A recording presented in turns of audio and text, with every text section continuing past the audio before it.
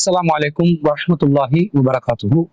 إن الحمد لله نحمده ونستعينه ونستغفره ونعوذ بالله من شرور أنفسنا ومن سيئات أعمالنا من يهده الله فلا مضل له ومن يضلل فلا هادي له وأشهد أن لا إله إلا الله وحده لا شريك له وأشهد أن محمدا عبده ورسوله أما بعد. அன்பிற்குரிய சகோதரர்களே, சிடிஜேயின் உங்கள் கேள்வி நேரம் நிகழ்ச்சியூடாக இந்த வாரமும் உங்களை சந்திப்பதிலே நாம் மகிழ்ச்சி அடைகிறோம். அல்ஹம்துலில்லாஹ். இந்த நிகழ்ச்சியை பொறுத்தவரையில் உங்களுடைய மார்க்க ரீதியான சந்தேகங்களுக்கு குர்ஆன் சுன்னா அடிப்படையிலே பதிலளிக்கக்கூடிய விதத்திலே நாம் தொடர்ச்சியாக நடத்தி வருகிறோம். 24வது தொடராக வாரமாக இன்றைய தினம் நீங்கள் கேட்டிருக்கக்கூடிய கேள்விகளுக்கு இன்ஷா அல்லாஹ் குர்ஆன் சுன்னாவிலிருந்து பதிலளிப்பதற்கு நாம் ஆயத்தமாக இருக்கிறோம். முதலாவது கேள்வி என்னென்று சொன்னா, சகோதரர் முஹம்மத் சுதைசி அவர்கள் கேட்கிறார்கள், ஏஐ தொழில்நுட்பத்தை வைத்து கிராஃபிக் மூலம் விளம்பரம் செய்வது கூடுமா என்று கேட்கிறார். அதாவது இந்த ஏஐ என்ற தொழில்நுட்பம் ஒன்று தற்போது உருவெடுத்து வருகிறது. மிகப்பெரிய அளவுல மனிதர்களை பிரமிக்க வைக்கக்கூடிய நிலையில் ஆர்டிபிஷியல் இன்டெலிஜென்ஸாக, செயற்கை அறிவாக இந்த ஏஐ தொழில்நுட்பம் செயல்பட்டு வருவதை நாம் பார்க்கிறோம். உண்மையிலே கடந்த காலங்களில் நாம் கணினி மூலம் பணியாற்றுகின்ற நேரத்தில் கூகுள் என்ற இணையதளத்தை ஒரு சர்ச் என்ஜினாக நாம் பார்த்திருக்கிறோம். ஆனா தற்போது இருக்கக்கூடிய இந்த ஏஐ என்ற தொழில்நுட்பம் என்பது வெறுமனே ஒரு சர்ச் என்ஜினாக மாத்திரம் இல்லாமல் பலவிதமான தகவல்களை இரத்தின சுருக்கமாக ஒரு மனிதன் சிந்தித்து எப்படி அதை சாராம்சமாக சார்பிழிந்து அடிப்படையான கருத்துக்களை மாத்திரம் எடுத்து சொல்வார்களோ, எது தேவைப்படுகிறதோ அந்த தேவைப்படுகின்ற செய்திகளை மாத்திரம் மனித மூளையில் இயற்கையாக சிந்தித்து எப்படி பதிலளிக்கிறார்களோ அத்தகைய ஒரு நிலைக்கு நிகரான நிலையில் இந்த ஏஐ தொழில்நுட்பம் செயல்படுவதை நாம் பார்க்கிறோம். மார்க்க பணிகளுக்காக இருந்தாலும் சரி, உலகம் சார்ந்த அனைத்து விதமான துறைகளுக்கும் ஏஐ தொழில்நுட்பம் மிகப்பெரிய அளவில் உதவி செய்து கொண்டிருப்பதை நாம் தற்போது பார்க்கிறோம். ஆனா சகோதரர் என்ன கேட்கிறார் என்று சொன்னா, இந்த ஏஐ டெக்னாலஜியை பயன்படுத்தி நாம் கிராஃபிக் டிசைனிங் செய்யலாமா என்பதுதான் அந்த சகோதரருடைய கேள்வியாக இருக்கிறது. கிராஃபிக் டிசைன் என்பது கணினி, மொபைல் போன்ற சாதனங்களை பயன்படுத்தி கிராஃபிக் மூலம் உருவம் வரைதல், தேவைப்படுகின்ற நிலையில் பலவிதமான உருவங்களை உருவாக்கக்கூடிய ஒரு தொழில்நுட்பம் தான் இந்த கிராஃபிக் மூலமாக செய்கிறார்கள். இப்படி செய்வது மார்க்க ரீதியாக அனுமதிக்கப்பட்டிருக்கிறதா என்பது அந்த சகோதரருடைய கேள்வியாக இருக்கிறது. முதலாவது அடிப்படை என்னன்னு சொன்னா, உருவங்கள் குறித்து இஸ்லாத்தில் ஒரு தெளிவான நிலைப்பாடு இருக்கிறது. அந்த நிலைப்பாடு என்னவென்று சொன்னால், நபிகள் நாயகம் ஸல்லல்லாஹு அலைஹி வஸல்லம் அவர்கள் தெளிவாக உருவம் வரைபவர்களை எச்சரிக்கை விடுத்திருக்கிறார்கள். என்ன சொல்கிறார்கள்? இன்ன அஷத்தன் நாசி அதாபன் இன்தல்லாஹி யௌமல் கியாமத்தி, கியாமத் நாளில் அல்லாஹ்விடத்திலே மனிதர்களில் மிகவும் கடுமையான வேதனைக்குரியவர்களாக இருக்கக்கூடியவர்கள் அல் முஸவ்விரூன், உருவங்களை வரைபவர்கள் தான் என்று நபிகள் நாயகம் ஸல்லல்லாஹு அலைஹி வஸல்லம் அவர்கள் கூறிய செய்தி ஸஹீஹுல் புகாரியிலே 5950வது செய்தியாக முஸ்லிம் பின் சுபைஹ் ரஹ்மத்துல்லாஹி அலைஹி அவர்கள் அறிவிக்கக்கூடிய ஒரு செய்தியை நாங்க பார்க்கிறோம். அப்ப இஸ்லாத்துல உயிரினங்களை, உயிருள்ளவைகளை உருவமாக வரைவதை அல்லாஹ்வின் தூதர் ஸல்லல்லாஹு அலைஹி வஸல்லம் அவர்கள் தடுத்திருக்கிறார்கள். ஆனால் இந்த கிராஃபிக் மூலமாக உருவங்களை உருவாக்குவது என்பது ஒரு சாதாரணமாக மனிதன் உருவத்தை நேரடியாக வரைவதை போன்ற ஒரு நிலையில் இருக்கிறதா என்பதை நாங்கள் கவனிக்க வேண்டும். கிராஃபிக் மூலமாக டிசைன் உருவாக்குவது என்பது நேரடியாக ஒரு உருவத்தை வரைவது போன்ற ஒரு நிலையில் அது இருக்காது. ஏனென்று சொன்னால் அது கணினி மூலம், மொபைல் மூலம் அல்லது ஏதோ ஒரு தொழில்நுட்ப சாதனத்தை பயன்படுத்தி திரையிலே நாம் வரையக்கூடிய ஒன்றாக இருக்கிறது. திரையில் வரையக்கூடிய ஒன்றை பொறுத்தவரையில் அது நிரந்தரமான ஒரு உருவமாக இருக்காது. எப்போது நாங்கள் திரையில் அதை உருவாக்குகிறோமோ அப்போதுதான் அந்த உருவங்கள் காட்சிப்படுத்தப்படும். திரையிலிருந்து அது அகற்றப்படுகின்ற நேரத்தில், அதாவது கணினியோ அல்லது மொபைல் போன் போன்ற நவீன சாதனங்களை நாங்கள் பயன்படுத்தாது அதை செயலிழக்க வைக்கக்கூடிய நிலையில் நாங்கள் ஆக்கும் பொழுது அந்த உருவம் திரையிலிருந்து அகற்றப்பட்டு விடுகிறது. இது எப்படிப்பட்ட ஒரு நிலையில் இருக்குதுன்னு சொன்னா, உதாரணமாக தண்ணீரிலே நாங்கள் எங்களுடைய முகத்தை பார்க்கலாம். நாம் தண்ணீருக்கு முன்னாடி நம்முடைய முகத்தை காட்டும் பொழுது நம்முடைய உருவத்தின் பிம்பம் அந்த தண்ணீரில் நாம் காணலாம். நாம் அந்த தண்ணீரை விட்டு அகன்று விட்டால் அந்த பிம்பம் அந்த தண்ணீரில் இருக்காது. அதே போன்று கண்ணாடியிலே நாங்கள் நம்முடைய முகத்தை பார்க்கும் பொழுது நம்முடைய உருவத்தின் பிம்பம் அந்த கண்ணாடியில் நமக்கு தெரிகிறது. அதில் மூலமும் நாம் ஒரு உருவத்தை தான் உருவாக்குகிறோம். ஆனால் நாம் எப்போது முகத்தை பார்க்கக்கூடிய கண்ணாடியை விட்டு நாம் வெளியேறி விடுகிறோமோ, அகன்று விடுகிறோமோ, அந்த நேரத்தில் அந்த கண்ணாடியில் காட்சி அளிக்கப்படுகின்ற நம்முடைய உருவம் அகன்றுவிடும். இது போன்ற ஒத்ததான ஒரு நிலையில்தான் இந்த கிராபிக் மூலமாக டிசைன்கள் உருவாக்குவது, உருவங்களை நாம் உருவாக்குவதும் இருக்கிறது. நம்முடைய முகத்தை பார்ப்பதற்காக கண்ணாடியை பயன்படுத்த கூடாது என்று யாராவது சொல்லுவோமா? மார்க்கத்துல அதுக்கு ஏதாவது தடை வந்திருக்குதா? இல்ல. நம்முடைய முகத்தை தண்ணீரில் பார்க்க கூடாது என்று அல்லாஹ்வின் தூதர் ஸல்லல்லாஹு அலைஹி வஸல்லம் அவர்கள் தடுத்திருக்கிறார்களா? இல்ல. அப்ப இது போன்ற ஒரு நிலையில்தான் திரையில் தென்படக்கூடிய உருவங்கள் இருக்கிறது. அந்த திரைக்கு நாம் மின்சார சக்தியை வழங்குகின்ற நேரத்தில் அது காட்சி அளிக்கப்படும். எப்போது மின்சார சக்தி துண்டிக்கப்படுகிறதோ, அல்லது நாம் அந்த கணினியை அல்லது மொபைல் போனை அல்லது தொழில்நுட்ப சாதனத்தை எப்போது நாம் செயலிழக்க செய்கிறோமோ, அந்த நேரமே அந்த திரையில் இருக்கக்கூடிய காட்சி அகன்று போய்விடும் என்பதிலிருந்து கிராபிக் மூலமாக ஒரு டிசைன் வரைவது என்பது நேரடியாக ஒரு உருவத்தை வரைந்து நிரந்தரமாக அந்த உருவத்தை வைக்கக்கூடிய நிலைக்கு அப்பாற்பட்ட ஒரு நிலையில் தற்காலிகமான ஒரு உருவமாக இருப்பதனால் அதை நேரடியாக தடுப்பதற்கு எந்த மார்க்க சான்றும் இல்லாததனால் அதை கூடாது என்று யாரும் சொல்ல முடியாது. பொதுவாக இந்த தொழில்நுட்பங்களை பயன்படுத்துவது, நவீன சாதனங்களை பயன்படுத்துவது இஸ்லாமிய மார்க்கத்துல நமக்கு தடுக்கப்பட்ட ஒன்றா? இல்ல. மார்க்கம் பூர்த்தியாக்கப்பட்டுள்ளது என்பது உண்மை. மார்க்கம் பூர்த்தியாக்கப்பட்டது என்று அல்லாஹு ரப்புல் ஆலமீன் அல் குர்ஆன்ல 5வது அத்தியாயத்துல 3வது வசனத்துல சொல்கிறான். அல் யௌம அக்மல்து லக்கும் தீனக்கும், உங்களுடைய மார்க்கத்தை இன்றைய தினம் நான் பூர்த்தியாக்கி இருக்கிறேன். மார்க்கம் என்றால் நாங்கள் அல்லாஹுவை நெருங்குவதற்கு, மறுமையில் வெற்றி அடைவதற்கு, இறையச்சத்தை பேணுவதற்கு, இறைவனை வணங்குவதற்கு, இறை நெறிகளை கடைபிடித்து வாழ்வதற்கான வாழ்வியல் வழிகாட்டல் தான் தீன் என்பது. இந்த தீனை பொறுத்தவரையில் அதை அல்லாஹு ரப்புல் ஆலமீன் முழுமைப்படுத்தி விட்டார். அதற்குள்ளே எதை ஒன்றும் சேர்ப்பதற்கும் இருக்கும் ஒன்றை அகற்றுவதற்கும் யாருக்கும் அதிகாரம் இல்லை. ஆனால் மார்க்கம் அல்லாத உலக காரியங்களை பொறுத்தளவுல அது முடிந்து விட்டதா? இஸ்லாமிய மார்க்கம் உலக காரியங்களை பூர்த்தியாக்கப்பட்டு விட்டது என்று சொல்லி இருக்கிறதா என்று பார்த்தால் எங்கேயும் இல்லை. இன்னும் சொல்ல போனால் தொழில்நுட்பத்தையும் நவீன சாதனங்களையும் பயன்படுத்துவதற்கு தூண்டுகோலாக, உறுதுணையாக அமையக்கூடிய வசனங்கள் ஏராளமாக அல் குர்ஆனில் இருப்பதை பார்க்கிறோம். எந்த அளவுக்கு இருக்குதுன்னு சொன்னால் 45வது அத்தியாயத்துல 13வது வசனத்தில் அல்லாஹ் சொல்கிறான், வஸஹர லக்கும் மா ஃபிஸ் ஸமாவாதி வ மா ஃபில் அர்லி ஜமீஅன். அல்லாஹ் இந்த வானத்தில் உள்ளதையும் பூமியில் உள்ள அனைத்தையும் உங்களுக்கு வசப்படுத்தி தந்திருக்கிறான். இன்ன ஃபீ ஸாலிக லஆயாத்தின் லிகௌமி யதஃபக்கரூன். சிந்திக்கின்ற சமூகத்திற்கு இதிலே பல சான்றுகள் இருப்பதாக அல்லாஹ் சொல்கிறான். வானத்தில் உள்ள எல்லாத்தையும் அல்லாஹ் நமக்கு வசப்படுத்தி இருக்கிறான், பூமியில உள்ள எல்லாத்தையும் நமக்கு வசப்படுத்தி இருக்கிறான். அப்ப நமக்கென்று சொல்லி அல்லாஹ் ஆக்கிய பிறகு அதை நவீன வடிவத்தில், நவீன தொழில்நுட்பத்தில் பயன்படுத்துவது எப்படி தடையாக வரும்? அல்லாஹ் நமக்கு தானே தர்றான். இன்னும் சொல்ல போன அந்த வசனத்துல அல்லாஹ் சொல்கிறான், இன்ன ஃபீ ஸாலிக லஆயாத்தின் லிகௌமி யதஃபக்கரூன். சிந்திக்கின்ற சமூகத்திற்கு இதிலே பல சான்றுகள் இருப்பதாக அல்லாஹ் சொல்கிறான். நீங்க சிந்தித்து பார்த்தால் வானத்தில் உங்களுக்கு வசப்படுத்தி கொடுத்தவற்றிலும் பூமியில் உங்களுக்கு வசப்படுத்தி கொடுத்தவற்றிலும் பல அத்தாட்சிகளை நீங்கள் உருவாக்கலாம், தொழில்நுட்பத்தை உருவாக்கலாம். சிந்தியுங்கள் என்று அல்லாஹ் தஆலா இந்த உலகத்தின் வாசலை திறந்து வைத்திருக்கிறான். அதே போல 16வது அத்தியாயத்துல 8வது வசனத்துல அல்லாஹ் சொல்லும் போது, வல் ஹைல வல் பிகால வல் ஹமீர லிதர்கபூஹா வஸீனத்தன். குதிரைகள், பிகால் என்ற கோவேறு கழுதைகள் இது எல்லாம் உங்களுக்கு அதன் மீது ஏறி பயணம் செய்வதற்காகவும் வஸீனத்தன் அலங்காரமாகவும் அல்லாஹ் தந்திருக்கிறான் என்று சொல்லிட்டு, வயஹ்லுகு மா லா தஅலமூன், நீங்கள் அறியாதவற்றை அல்லாஹ் இனி படைப்பான் என்று அல்லாஹ் தஆலா இந்த வசனத்துல சொல்றதை நாங்க பார்க்கிறோம். அப்ப என்ன அல்லாஹ் சொல்கிறான்?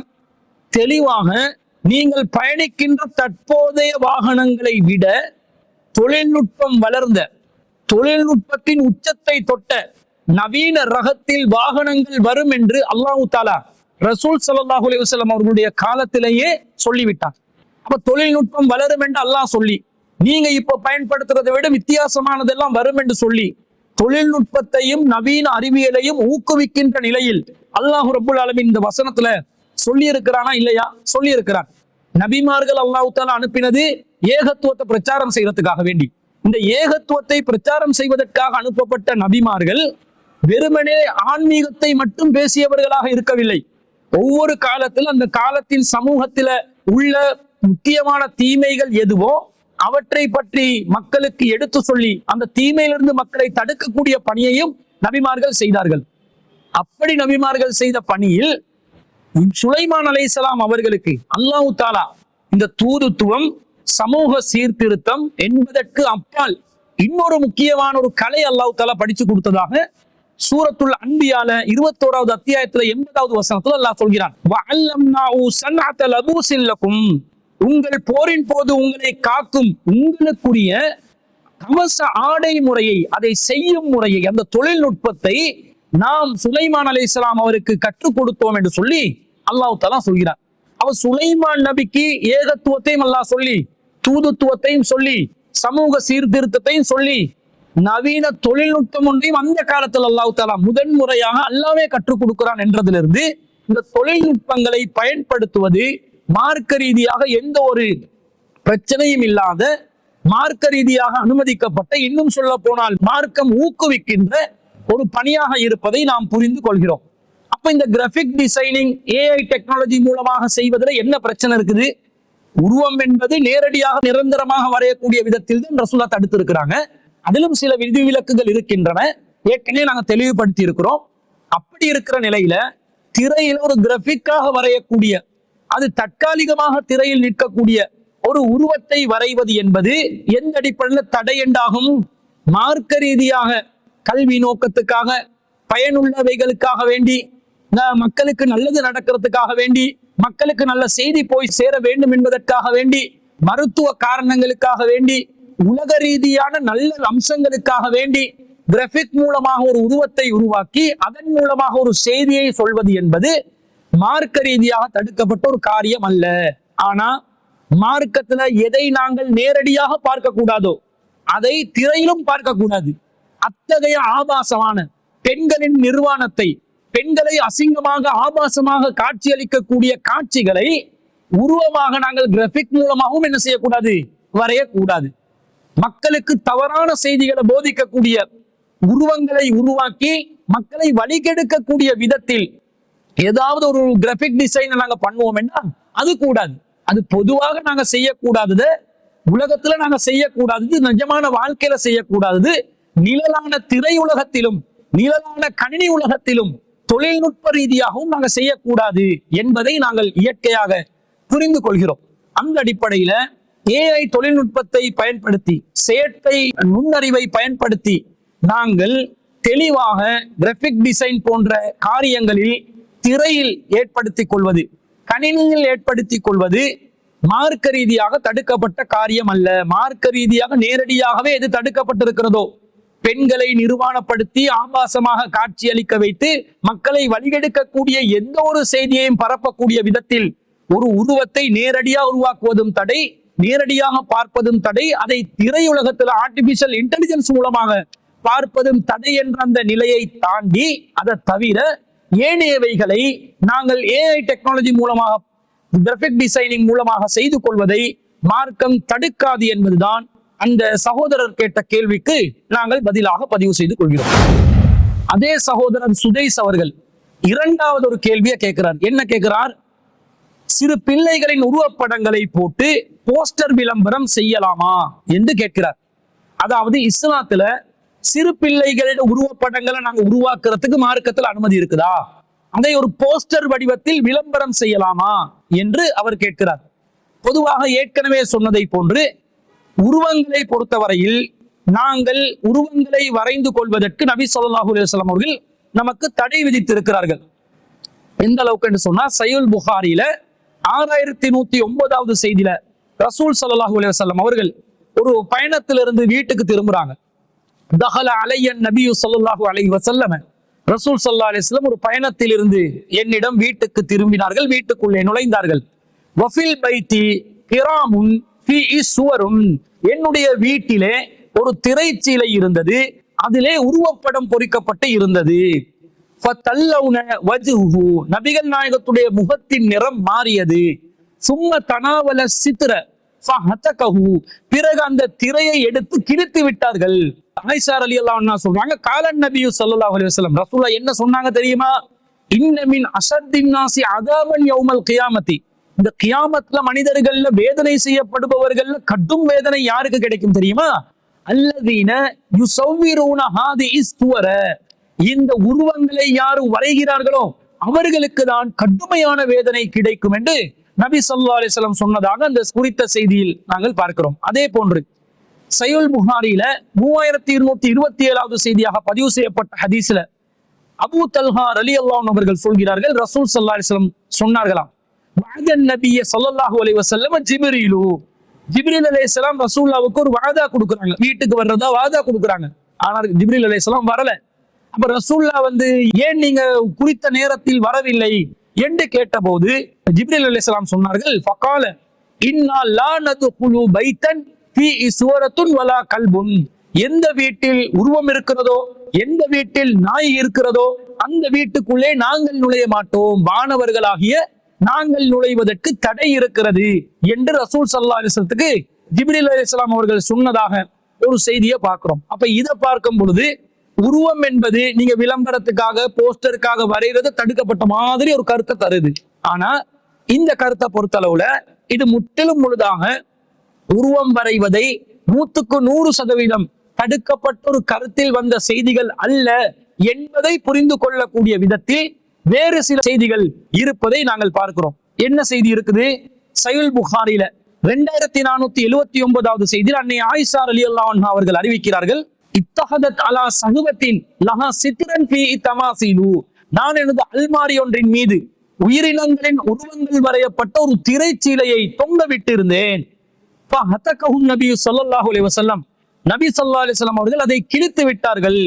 ஃபத்தஹதத் மின்ஹு நுமுருகத்தைன் ஃபகானதா ஃபில் பைத்தி யஜ்லிசு அலைஹிமா, ஆனா அதிலிருந்து நான் 2 திண்டுகளை செய்து கொண்டேன், அவை வீட்டில் இருந்தன, அவற்றின் மீது நபி ஸல்லல்லாஹு அலைஹி வஸல்லம் அவர்கள் அமருவார்கள், அமரக்கூடிய விதத்தில் ஒரு தலையணையாக இருக்கக்கூடிய விதத்தில் 2 திண்டுகளை நான் செய்தேன், அதில் ரசூல் ஸல்லல்லாஹு அலைஹி வஸல்லம் அமர்ந்து கொள்ளக்கூடியவர்களாக இருந்தார்கள் என்ற செய்தியை அன்னை ஆயிஷா ரலியல்லாஹு அன்ஹா அறிவிக்கிறாங்க. அப்ப அல்மாரியில தொங்கவிடப்பட்ட உருவம் பொறிக்கப்பட்ட ஒரு திரைச்சீலை ரசூல் அகற்றாங்க, அதை கிழிக்கிறாங்க. ஆனா அந்த கிழிக்கப்பட்ட திரைச்சீலையை தலையணையாக மாற்றிக் கொள்கின்ற நேரத்தில் ரசூல் ஸல்லல்லாஹு அலைஹி வஸல்லம் அதில் அமர்ந்து இருக்கிறாங்க என்ற செய்தி வருது. அப்ப இன்னும் இந்த செய்தி தெளிவா எப்படி வருதுன்னு சொன்னா, அஹ்மதுல 24908வது செய்தியாக பதிவு செய்யப்பட்ட செய்தியில ஆயிஷா ரலியல்லாஹு அன்ஹா அறிவிக்கிறாங்க, நான் அதை தலையணையாக ஆக்கி கொண்டேனே, அதுல ஃபகத் ரஅய்துஹு முத்தகியன் அலா இஹ்தாஉமா வஃபிஆ சூரத்துன், ரசூல் ஸல்லல்லாஹு அலைஹி வஸல்லம் அந்த 2 தலையணைகள்ல ஒரு தலையணையில் சாய்ந்து கொண்டு இருந்தார்கள், அதிலே அந்த உருவம் சிதைக்கப்படாத நிலையில் இருந்தது என்று அறிவிக்கிறார்கள். இப்போ உருவம் என்பது ரசூலுல்லாஹ் வரைந்தாலே நரகத்துக்கு போய் வேதனை செய்யப்படுவாங்கன்ற கருத்தில் ஆரம்ப செய்திகளை சொல்லி இருந்தா, அது திரைச்சீலையாக தொங்கவிடப்பட்டிருந்த நிலையில் அது அகற்றப்பட்ட போது ரசூல் ஸல்லல்லாஹு அலைஹி வஸல்லம் அதை அந்த உருவம் சிதைக்கப்படாத நிலையில் தலையணையாக பயன்படுத்துவதற்கு எப்படி அனுமதி கொடுத்திருப்பார்கள்?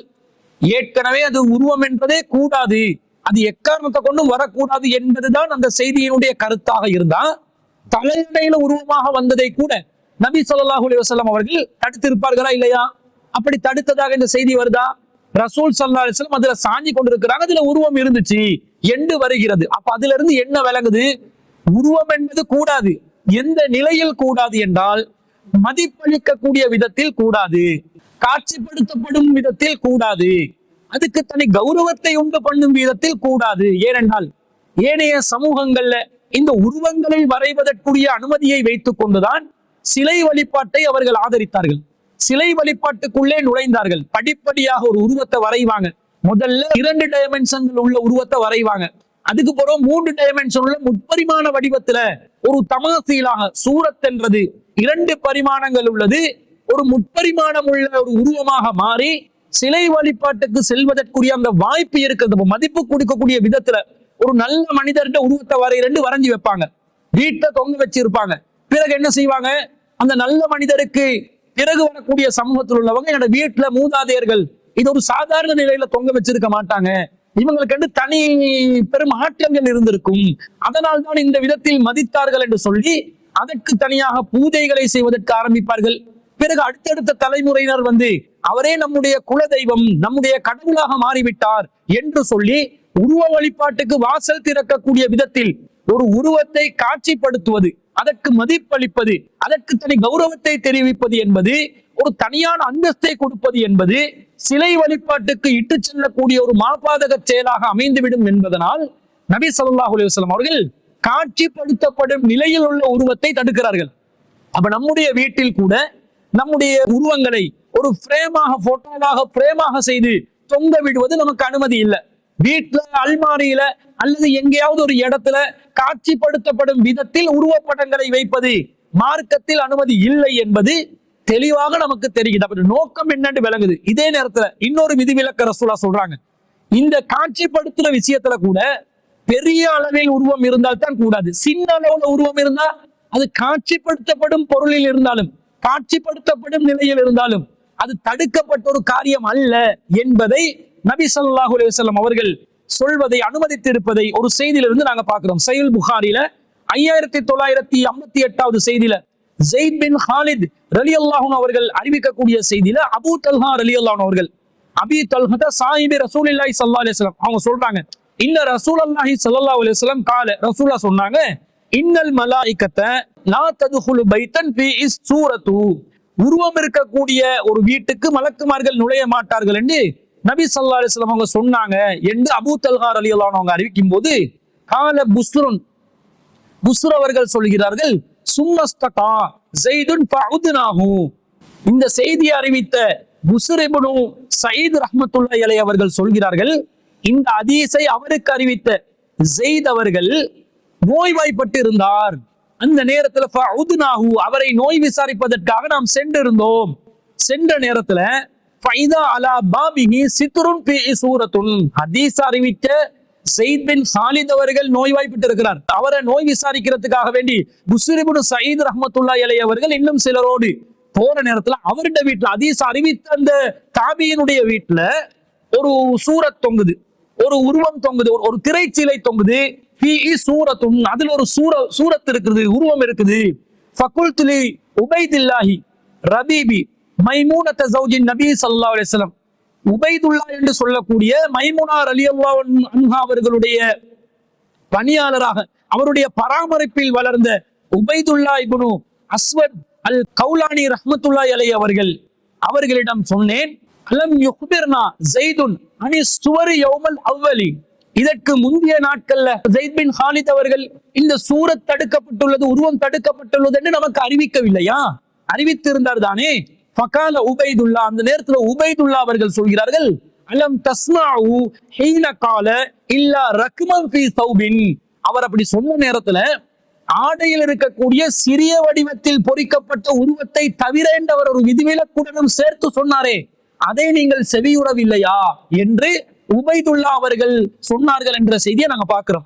ஒரு வீட்டுக்கு வானவர்கள் நுழைய மாட்டார்கள் என்று எந்த நபி தோழர் அறிவிக்கிறார்களோ அவருடைய வீட்டிலே திரைச்சீலை ஒன்று தொங்குது, அதுல சிறிய வடிவத்தில் ஒரு உருவம் தொங்குது. அப்ப சிறிய வடிவத்தில் உள்ள ஒரு உருவமாக இருந்தா அதை நீங்கள் காட்சிப்படுத்துவது மார்க்கத்துல தவறாக வராது. என்ன, அதுக்கு வடிவத்தில் சிறியதானதுனால தனி மதிப்பு கொடுக்கிற மாதிரி, தனி அந்தஸ்து கொடுக்கிற மாதிரி ஒரு நிலை வராது என்பதனால் ரசூல் அதை விதிவிலக்காகத்தான் அறிவித்திருக்கிறார்கள் என்பதை இந்த அபூ தல்ஹா ரலியல்லாஹு அன்ஹு செய்தியில எக்ஸ்ட்ராவாக வந்திருக்கிறது என்பதை நாங்கள் உறுதிப்படுத்திக் கொள்கிறோம்.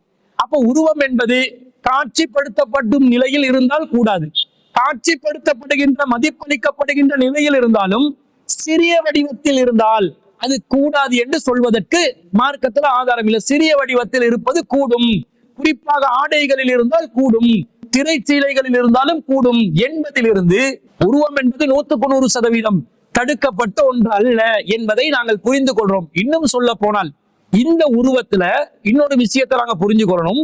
இதை விளம்பரம் போஸ்டராக செய்வதனால் மார்க்கத்துல அதுக்கு ஏதாவது தடை இருக்குதான்னு கேட்டா, ஒரு போஸ்டராக நாங்கள் செய்வது எதுக்காக செய்கிறோம்? அந்த ஒரு வியாபார நிறுவனம் ஒரு விளம்பரமாக ஒரு போஸ்டராக எதுக்கு செய்யறாங்கன்னா, ஒரு செய்தியை அறிவிப்பதற்காக, ஒருத்தரை கடவுள் அந்தஸ்தாக்குவதற்காக, ஒருத்தர் மகத்துவமானவராக கருதுவதற்காக, ஒருத்தரை அவருக்கு ஆன்மீக ரீதியாக சக்தி இருக்கிறது என்ற நோக்கத்துல ஒரு போஸ்டராக விளம்பரமாக செய்தால், இது மார்க்கத்துல எந்த நோக்கத்துக்காக உருவம் தடுக்கப்பட்டதோ அதே நோக்கம் அந்த போஸ்டர்ல வெளிப்படுது என்று அது கூடாது என்று சொல்லலாம். அது அல்லாம ஒரு வியாபார நோக்கத்துல மார்க்கம் தடுக்காத ஆபாசமான காட்சிகள் இல்லாமல், பெண்களை நிர்மாணப்படுத்தாமல், ஒரு ஒழுங்குமுறை அமைப்பில் ஒரு உருவத்தை கிராபிக் மூலமாக டிசைன் செய்து அது போஸ்டராக பிரிண்ட் பண்ணி அதை நாங்கள் வீதிகளில் ஒட்டினால், அதில் அந்த பொருளை விற்பதற்குரிய விளம்பரத்துக்குரிய மக்கள் விளங்கிக் கொள்வதற்குரிய தகவல் மாத்திரம் அதில் உள்ளடக்கப்பட்டிருக்கும் என்றால் அது தவறு என்று எந்த பேசிக்கை வச்சு சொல்றது, எந்த அடிப்படையை வச்சு சொல்றது? தவறு என்று சொல்வதற்கு எந்த ஒரு அடிப்படையும் இல்லாததனால் போஸ்டர் வடிவத்தில் வந்தாலும் பெரிய அளவுல காட்சிப்படுத்தி ஒரு தனி மதிப்பை கொடுத்து, கடவுள் அந்தஸ்தை கொடுத்து, தனி மரியாதையை கொடுத்து, அதன் மூலமாக மக்களுக்கு ஒரு தவறான செய்தியை கொடுத்து மக்களை வழிகெடுக்கக்கூடிய விதத்தில் இருந்தால் அது கூடாது. அது அல்லாம ஒரு தகவலுக்காக வேண்டி, கல்விக்காக வேண்டி, மக்களுக்கு பயனுள்ள செய்தியை கொடுப்பதற்காக வேண்டி, ஒரு பொருளில் உள்ள உண்மைத்தன்மையை விளக்குவதற்காக வேண்டி அசிங்கம், ஆபாசம், அனாச்சாரம் இல்லாத விதத்தில் ஒரு சிறிய வடிவிலான உருவத்தை போஸ்டர் வடிவத்தில் செய்தால் அது கூடாது என்று சொல்வதற்கு மார்க்கத்துல எந்த ஒரு தடையும் இல்லை, எந்த ஒரு ஆதாரமும் இல்லை. இன்னும் சொல்ல போனால் அது மார்க்கம் அனுமதித்திருக்கின்ற வட்டத்தில் வருகிறது என்பதுதான் அந்த சகோதரர் இரண்டாவதாக கேட்ட கேள்விக்கும் பதிலாக நாங்கள் பதிவு செய்து கொள்கிறோம்.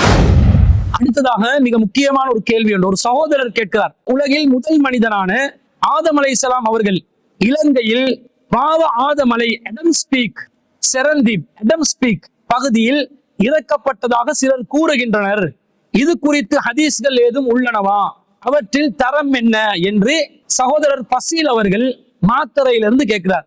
அதாவது ஆதம் அலைஹிஸ்ஸலாம் அவர்கள் சொர்க்கத்திலிருந்து வெளியேற்றப்படுகிறார். அப்படி வெளியேற்றப்பட்ட நேரத்துல ஆதம் அலைஹிஸ்ஸலாம் அவர்கள் இலங்கையில் அந்த பாவ ஆதமலை என்று சொல்லக்கூடிய, எடம்ஸ்பீக் என்று சொல்லக்கூடிய, சிவனொளி பாத மலை என்று சொல்லக்கூடிய அந்த மலையின் மீதுதான் இறக்கப்பட்டாரா? எடம்ஸ்பீக் என்று சொல்லப்படுகின்ற மலையில் பாதத்தின் அடிச்சோடாக இருக்கக்கூடிய அந்த தடயம் ஆதம் அலைஹிஸ்ஸலாம் அவர்களுக்குரியதா? ஹவ்வா அலைஹிஸ்ஸலாம் மக்கால இறங்கினாங்களா என்பதை எங்களுக்கு மார்க்க ரீதியாக விளங்கப்படுத்துங்க. சில பேர் ஆதம் அலைஹிஸ்ஸலாம் ஸ்ரீலங்கால தான் இறங்கினாங்க இலங்கை முஸ்லிம்களுடைய வரலாறு சொல்வதற்கு கருத்து தெரிவிக்கின்ற சிலர், உலமாக்களாக தங்களை அறிமுகப்படுத்திக் கொள்ளக்கூடிய சிலர் இந்த மாதிரி சொல்றாங்க. இது சரியா என்று கேட்கிறாங்க. முதல்ல ஆதம் அலைஹிஸ்ஸலாம் அவர்கள் ஸ்ரீலங்கால இறங்கினாங்க, எடம்ஸ்பீக்ல உள்ள அந்த பாதம் ஆதம் அலைஹிஸ்ஸலாம் அவர்களுடையதுதான் என்பதற்கு அல் குர்ஆன்ல ஏதாவது ஆதாரம் இருக்குதான்னு கேட்டா எந்த ஆதாரமும் இல்லை. நபிகள் நாயகம் ஸல்லல்லாஹு அலைஹி வஸல்லம் அவர்கள் சொல்லி இருக்கிறார்களான்னு பார்த்தா ஆதாரபூர்வமான எந்த செய்திகளிலும் அல்லது பலவீனமான செய்திகள்ல கூட ரசூல் ஸல்லல்லாஹு அலைஹி வஸல்லம் அவர்கள் இப்படி ஆதம் அலைஹிஸ்ஸலாம் அவர்கள் இலங்கையில் செரந்திபில் அல்லது சிலோனில், சேலானில் இறங்கினார்கள் என்பதற்கு எந்த ஒரு வார்த்தை சொன்னதாக எந்த ஒரு நபிமொழிகளிலும் நாங்கள் பார்க்க முடியவில்லை. ஆனா ஆதம் அலைஹிஸ்ஸலாம் அவர்கள், ஹவ்வா அலைஹிஸ்ஸலாம் அவர்கள் எங்க இறங்கினாங்க என்பதை சிலர் சில கட்டுக்கதைகளை வைத்து, சில பொய்யான செய்திகளை வைத்து, இஸ்ராயேல்களுடைய கட்டுக்கதைகளை வைத்துக் கொண்டு சொல்லி வருகிறார்கள். அதை வச்சு சொன்னா அது மார்க்கத்தினுடைய ஆதாரமாக ஆகுமா? ஆதாரமாக ஆகாது. எப்படி ஒரு செய்தி வருதுன்னு சொன்னா, சில பழைய வரலாற்று நூட்கள்ல ஆதம் அலைஹிஸ்ஸலாம் அவர்கள் இலங்கையில இறங்கினாங்க என்று இப்னு அப்பாஸ் ரலியல்லாஹு அன்ஹு அவர்கள், அலி ரலியல்லாஹு அன்ஹு அவர்கள் சொன்னதாக எல்லாம் சில செய்திகள் வருது. எப்படி வருதுன்னு பாருங்க. ஃபகால அலியுன் வப்னு அப்பாஸின், அலி ரலியல்லாஹு அன்ஹு அவர்களும் இப்னு அப்பாஸ் ரலியல்லாஹு அன்ஹு அவர்களும், வ கதாதத்து, கதாதா அவர்களும், வ அபு ஆலியா அவர்களும் சொன்னார்கள், இன்ன உஹ்பித பில் ஹிந்தி அலா ஜபலின் யுகாலு லஹு நூது மின் அர்லி சரந்தீப. ஆதம் அலைஹிஸ்ஸலாம் அவர்கள் இந்து பகுதியில், இந்தியா பகுதியில் செரந்தீப் என்ற ஊரில் ஒரு மலை, நூத் என்று சொல்லக்கூடிய ஒரு மலையின் மீது இறக்கப்பட்டார்கள். வ ஹவ்வாஹு பி ஜுத்தத, ஹவ்வா அலைஹிஸ்ஸலாம் அவர்கள் சவுதி அரேபியாவில் ஜித்தா என்ற பகுதியில் இறக்கப்பட்டார்கள். ஃபகால் இப்னு அப்பாஸ் அவர்கள் சொல்கிறார்கள், ஃபஜாஅ ஃபீ தலபிஹா, ஆதம் அலைஹிஸ்ஸலாம் அவர்கள் ஹவ்வா அலைஹிஸ்ஸலாம் அவர்களை தேடி வந்தார்கள். ஃபகான குல்லமா வலா கதமஹு பி மௌலஇன் சார கரியதன், அவர்கள் தேடி வந்த அந்த பயணத்திலே பாதடிகளை ஆதம் அலைஹிஸ்ஸலாம் வைக்கின்ற ஒவ்வொரு பாதடிகளிலும் ஒவ்வொரு ஊர் உருவானது. வமா பைன ஹுத்வத்தைஹி மஃபாவிஸு, அவங்களோட 2 பாதங்களை வைக்கின்ற அடிகளுக்கு இடையில் பாலைவனங்கள் இருந்தன. ஃபஸார் ஹத்தா அத்தா ஜமஅன், அவர்கள் இருவரும் பயணித்து ஜமா என்று சொல்லக்கூடிய இடத்தை அடைந்தனர்.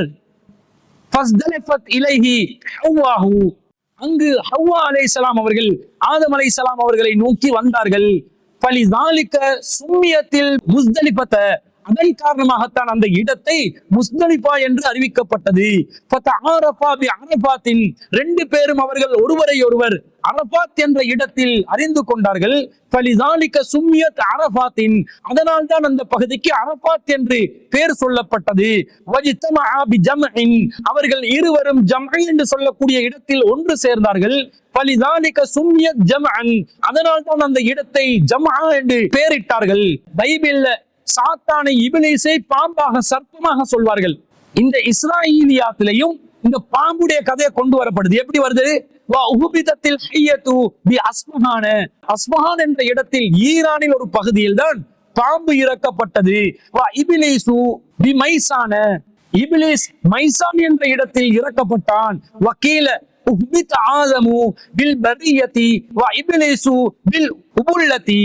இன்னொரு கருத்து என்னன்னா, ஆதம் அலைஹிஸ்ஸலாம் அவர்கள் பாலைவனத்தில் இறக்கப்பட்டார், இப்லீஸ் அல் உபலாவில் இறக்கப்பட்டார் என்றும் கூறப்படுகிறது என்று சொல்லி ஒரு கதையை வச்சிருக்கிறாங்க.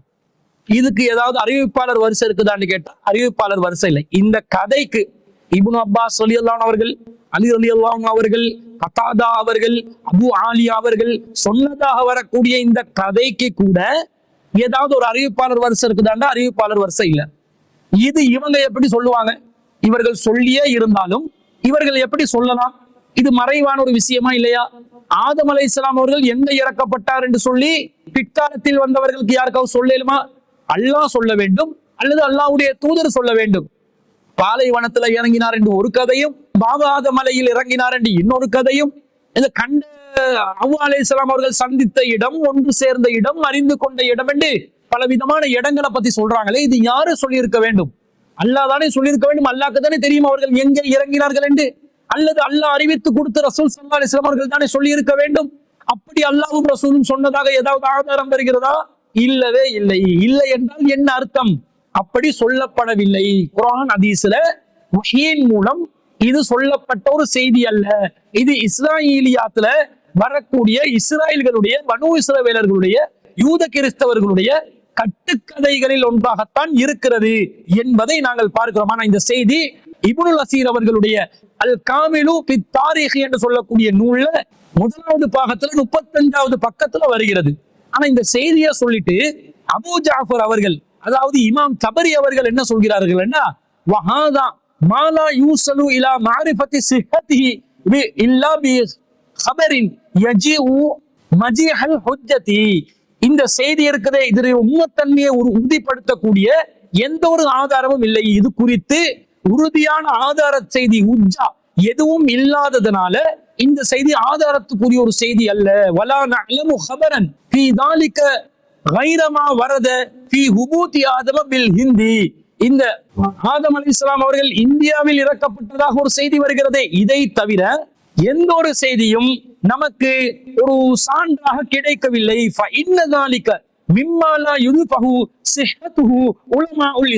ஆனா இந்த இந்தியாவில் இறக்கப்பட்டதாக சொல்லப்படுகின்ற செய்தியில கூட அறிஞர்கள் அதனை உறுதிப்படுத்தக்கூடிய விதத்தில் எந்த ஒரு ஆதாரபூர்வமான நிலையிலும் அந்த செய்தி வந்ததில்லை என்று இமாம் தபரி அவர்கள் சொல்லுகின்ற அந்த அடிக்குறிப்பையும் நாங்கள் பார்க்கிறோம். அப்ப என்ன விளங்குது? ஹிந்தி என்று சொன்னா அந்த காலத்துல இலங்கை இந்தியா எல்லாம் ஒன்றாக இருந்த அந்த அடிப்படையில் இந்தியாவில் சிறந்தி பெற்ற பகுதி என்ற கருத்தில் வருகிறதே, இந்த செய்திக்கு கூட ஆதாரம் எதுவும் இல்லை என்று இமாம் அபூ ஜஃபர் என்று அழைக்கப்படுகின்ற தபரி அவர்கள் சொல்வதை நாங்கள் பார்க்கிறோம். அப்ப ஆதம் அலைஹிஸ்ஸலாம் அவர்கள் இலங்கையில இறங்கினாரு என்பதற்கு ஆதாரபூர்வமான இந்த செய்தியும் இல்லை. அப்படி இருந்தா தான் அதை நாங்க மேற்கோள் காட்டணும். நாங்க இலங்கையோட பூர்வீகத்தை பேசுறோம் என்ற பேர்ல பொய்ய பேசக்கூடாது. நிறைய பேர் என்ன பண்றாங்கன்னா, அது நம்முடைய ஒரு உரிமையாக, மரபாக, நம்முடைய பழமை வாய்ந்த வரலாற்றில் சான்றாக நாம் முன்வைக்கலாம் என்றாங்க. ஆனா மார்க்கத்துல ஆதாரம் இல்லாதோட எப்படி சான்றா முன்வைக்கிறது? மார்க்கத்துல ஆதாரம் கையில இருக்கணுமா இல்லையா? நாங்க முஸ்லிம்கள் தானே, நாங்க உண்மையை மட்டும்தானே பேசணும், பொய்ய பேசலாமா? நமக்கு சொந்தம் இல்லாத ஒன்று, நமக்கு உரிமை இல்லாத ஒன்று, நம்முடையதாக இல்லாத ஒன்று மார்க்கத்துல சாயல் பூசி எப்படி சொல்வது? எப்படி சொல்லலாம்? அடம் ஸ்பீக்காக சொல்லுகின்ற பாவ ஆத மலையில ஆரம்பத்திலிருந்து முஸ்லிம்களுடைய குடியிருப்புகள் இருந்துச்சு, அல்லது முஸ்லிம்கள் வாழ்ந்து வந்தாங்க, இந்த மாதிரி ஏதாவது சான்று இருந்தா சொல்லலாமே தவிர ஆதம் அலைஹிஸ்ஸலாம் இறக்கப்பட்டதாக சொல்லும் போது அது மறைவான விஷயத்துல வந்து சேருது. எப்ப மறைவான விஷயம் என்று வருகிறதோ அது அல்லாஹ் அறிவிக்காம நாங்க எப்படி சொல்லுவோம்? அல்லாஹ் சொல்லித்தராத ஒரு மறைவான விஷயத்தை நாங்களா கண்டுபிடிச்சு சொன்னதாக ஆகுமா இல்லையா? அப்படி சொல்வது மார்க்கத்துல மிகப்பெரிய ஒரு பாவமாக கருதப்படுமா இல்லையா? எனவே மறைவான ஞானத்தை நாங்க கண்டுபிடிச்சு சொல்ற மாதிரி ஒரு மிகப்பெரிய பாவமாக வரக்கூடிய இந்த செய்தியை இனிமேல் முஸ்லிம்கள் சொல்லக்கூடாது. முஸ்லிம்கள் பொய் சொல்லக்கூடாது. மறைவானது அல்லாஹ் அறிவித்ததை தவிர எங்களுக்கு ஞானம் இல்லை என்ற அடிப்படையிலும் நாங்களா இட்டுக்கட்டி சொல்லவும் கூடாது என்ற வகையில் ஆதம் அலைஹிஸ்ஸலாம் அவர்கள் இலங்கையில பாவ ஆதமலையில் அடம் ஸ்பீக்ல இறங்கினாங்க. செவந்தில தான் ஆதம் அலைஹிஸ்ஸலாம் அவங்க இறங்கினாங்க. பிறகு அவ்வா அலைஹிஸ்ஸலாத்தை தேடிக்கொண்டு ஒரு லவ் ஸ்டோரி ஆட்டம் காட்டுறாங்க. அவ்வா அலைஹிஸ்ஸலாத்தை தேடிக்கொண்டு அவங்க ஜித்தா வரைக்கும் நடை போட, ஒவ்வொரு பாதத்திலும் ஒரு உருவாக 2 பாதங்களுக்கு இடையிலே பாலைவனங்கள் இருக்க, இப்படி என்று ஒரு லவ் ஸ்டோரியை உருவாக்கி சொல்றாங்களே, இதுக்கு மார்க்கத்துல எந்த ஒரு ஆதாரமும் இல்லை. ஆனா குர்ஆன்ல அல்லாஹ் என்ன சொல்கிறான்? 3வது அத்தியாயத்துல 96வது வசனத்துல இன்ன அவ்வல பைத்தின் உலிஅ லின்னாஸி லல்லதி பிபக்கத முபாரக்கன் வ ஹுதல் லில் ஆலமீன். அகிலத்தாருக்கு நேர்வழி காட்டக்கூடியதாகவும் முபாரக்கல் லில் ஆலமீன், மக்களுக்கு அகிலத்தாருக்கு பரக்கத்தாகவும் அல்லாஹ் தஆலா புரிந்து கொண்ட மனிதர்களுக்காக அமைக்கப்பட்ட முதல் ஆலயம் பக்கா என்ற மக்காவில் உள்ள அந்த ஆலயம் தான் என்று அல்லாஹ் இந்த குர்ஆன் வசனத்துல சொல்றான். அப்ப மனித சமுதாயத்தை இறைவனை வழிபடுவதற்காக உலகத்தில் முதலாவதாக உருவாக்கப்பட்ட ஆலயம் காபத்துல்லாவாக இருக்கிறது. காபத்துல்லா தான் இந்த பூமியிலே முதலாவதாக உருவாக்கப்பட்ட வீடு. அந்த வீட்டுல தான் இறைவனை வழிபட்டார்கள். அந்த வீட்டை சுற்றிதான் ஆதம் அலைஹிஸ்ஸலாம் அவர்கள், ஹவ்வா அலைஹிஸ்ஸலாம் அவர்கள் வாழ்ந்தார்கள் என்பதுதான் நாம் இந்த வசனத்திலிருந்து நாங்கள் விளங்குகிறோம். இதுக்கு மாற்றமாக 2 பேரும் நீ எங்கே என் அன்பேன்னு ஆதம் அலைஹிஸ்ஸலாம் இங்க இருந்து கேட்க, ஹவ்வா அலைஹிஸ்ஸலாம் அங்க இருந்து கேட்க, 2 பேரும் வந்து சந்திச்ச இடத்துக்கு ஒரு பேர், சேர்ந்த இடத்துக்கு ஒரு பேர், அறிஞ்சு கொண்ட இடத்துக்கு ஒரு பேர் என்று இஸ்ராயலியத்தால உருவாக்கப்பட்ட ஒரு கட்டுக்கதையான காதல் கதையை கற்பனையாக உருவாக்கி சொல்வதை நாங்கள் மார்க்க ஆதாரமாக சொல்லக்கூடாது. அல்லாஹ் குர்ஆன்ல வஹீ மூலமாக மனிதர்களை வழிபடுறதுக்காக முதலாவதாக காபத்துல்லா என்ற ஆலயம் தான் கட்டப்பட்டது என்று சொன்னா மக்கால தான் முதல் குடியிருப்பு ஆரம்பிக்கிறது. அப்ப அவங்க 2 பேரும் அங்கேதான் இறங்கி இருக்கிறார்கள் என்பதை அந்த வசனத்திலிருந்து நாங்கள் தெளிவாக விளங்கிக் கொள்ளலாம் என்பதுதான் அந்த சகோதரர் பசீல் அவர்களுடைய கேள்விக்கு நாம் பதிலாக பதிவு செய்து கொள்கிறோம். அடுத்ததாக இன்னொரு சகோதரர் கொழும்புல இருந்து ஒரு கேள்வி கேட்கிறார். ஒரு ஜும்மா உரையின் போது நபி ஸல்லல்லாஹு அலைஹி வஸல்லம் அவர்களின் சிறுநீரை நபி தோழியர் ஒருவர் குடித்ததாகவும், அதனால் அந்த நபி தோழியரின் வயிற்று நரகம் தீண்டாது என நபி ஸல்லல்லாஹு அலைஹி வஸல்லம் அவர்கள் கூறியதாகவும், மேலும் நபி ஸல்லல்லாஹு அலைஹி வஸல்லம் அவர்களின் சிறுநீர் மற்றும் மலம் அசுத்தமானவை அல்ல என்றும் ஒரு இமாம் உரையாற்றினார். இஸ்லாம் தூய்மையை வலியுறுத்தும் மார்க்கம் என்பதனால் இந்த கருத்து சரியாக தோன்றவில்லை.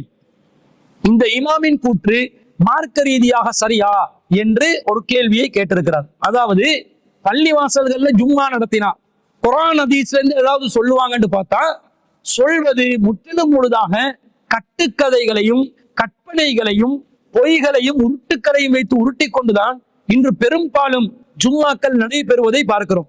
அப்ப குர்ஆன் சுன்னாவை பின்பற்ற விரும்புபவர்கள் என்ன செய்ய வேண்டும்?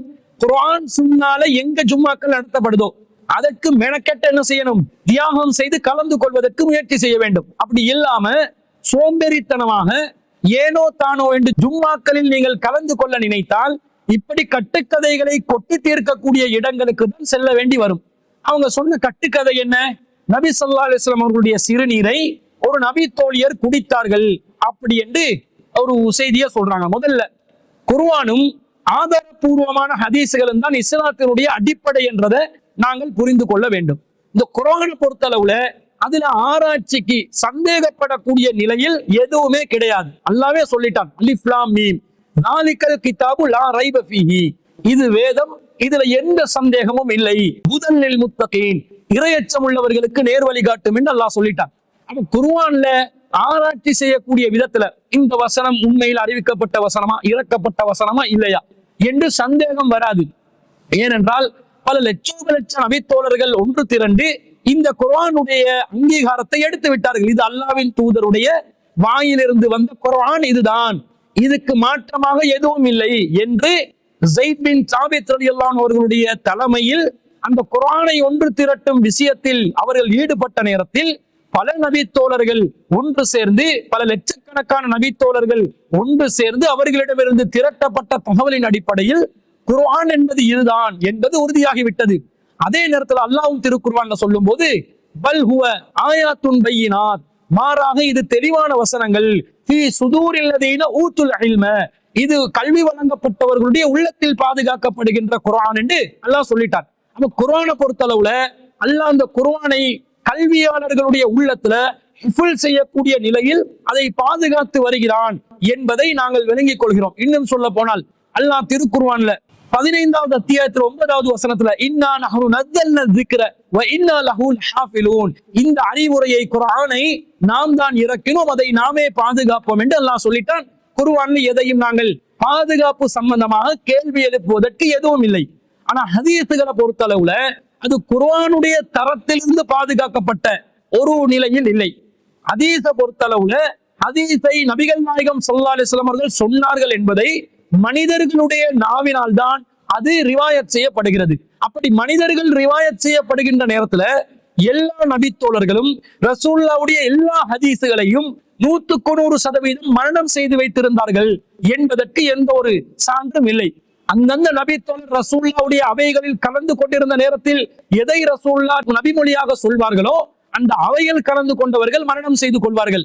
இன்னும் சொல்ல போனால் நபி ஸல்லல்லாஹு அலைஹி வஸல்லம் அவர்கள் என்னிடமிருந்து குர்ஆன் அல்லாத எதையும் எழுதி கொள்ளாதீர்கள், மரணத்துல என்னுடைய நபிமொழிகளை வச்சுக்கொள்ள முடியும்னா வச்சுக்கோங்க, எழுதுற வேலையா இருந்தா அது குர்ஆனை மட்டும்தான் எழுதணும் என்று சொல்லி நபி ஸல்லல்லாஹு அலைஹி வஸல்லம் அவர்கள் வழிகாட்டி விட்டார்கள். அதனால நபித்தோழர்கள் ரசூலுல்லாஹ்வுடைய அவையில இருந்து எது சொல்லப்பட்டதோ அதை நபிமொழி என்பதை மரணம் செய்து வைத்திருந்தார்கள்.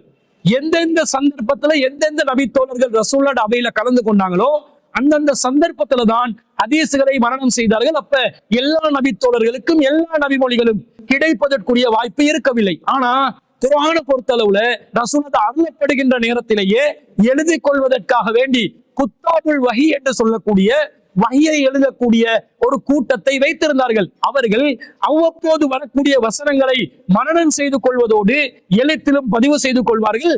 அந்த அவையில் கலந்து கொள்ளாதவர்கள் வேறு சந்தர்ப்பங்களில் கலந்து கொண்டாவது அதை அவர்களுடைய எழுத்துக்கு எடுத்துக்கொண்டார்கள் என்ற செய்திகளை நாங்கள் வரலாற்று நடிகளும் பார்க்கிறோம். ஆனா ஹதீஸுக்கு இந்த நிலை இல்லாததுனால ஹதீஸ் ரசூல் ஸல்லல்லாஹு அலைஹி வஸல்லம் அவர்களுடைய வஃபாத்துக்கு பிறகு நபித்தோழர்கள் நம்பகத்தகுந்த வட்டாரத்திலே அவர்கள் அறிவித்துக் கொண்டிருந்தார்கள். அப்படி அறிவிக்கின்ற நேரத்தில் கூட உமர் இப்னு கத்தாப் ரலியல்லாஹு அன்ஹு அவர்கள் போன்றவர்கள் சாட்சி ஆதாரங்கள் இல்லாமல் இன்னொரு நபித்தோழரை ஆதாரமாக்காமல் சொல்லப்படுகின்ற செய்திகளை கூட எடுத்துக்கொள்ள மாட்டார்கள் என்ற அளவுக்கு மிகவும் கவனமாக இருந்திருக்கிறார்கள்.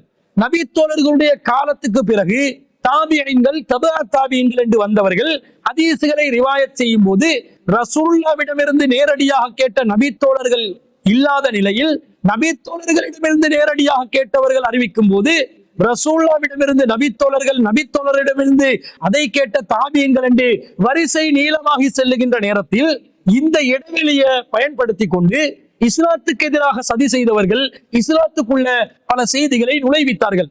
அப்படி நுழைவித்த செய்திகள்ல இஸ்லாத்தினுடைய அடிப்படையை தகர்த்தெறியக்கூடிய விதத்தில், இஸ்லாத்தை அசிங்கப்படுத்தக்கூடிய விதத்தில், நபிகளாருடைய அந்த வழிமுறையை தூதுத்துவத்தை கேள்விக்குறியாக்கக்கூடிய விதத்தில், இஸ்லாத்தை அவமானப்படுத்தக்கூடிய விதத்தில் பல செய்திகளையும் பதிவு செய்தார்கள். அப்படி சில ஹதீசுகள் நபிகள் நாயகத்தினுடைய பெயரால் அறிவிப்பாளர் நம்பகமானவர்கள் என்ற வரிசையிலும் வந்திருக்கிறது, அறிவிப்பாளர் வரிசை நம்பகம் இல்லாத வரிசையிலும் வந்திருக்கிறது. அப்ப நாங்க எப்படி இது ரெண்டு எடை போடணும்? அறிவிப்பாளர் நம்பகமான வரிசையில வந்தா குர்ஆனுடைய அடிப்படை கருத்துக்கு மாற்றமா இருக்குதா என்பதை பார்த்து அந்த கருத்து ஹதீஸுடைய கருத்துக்களை எடை போட வேண்டும்.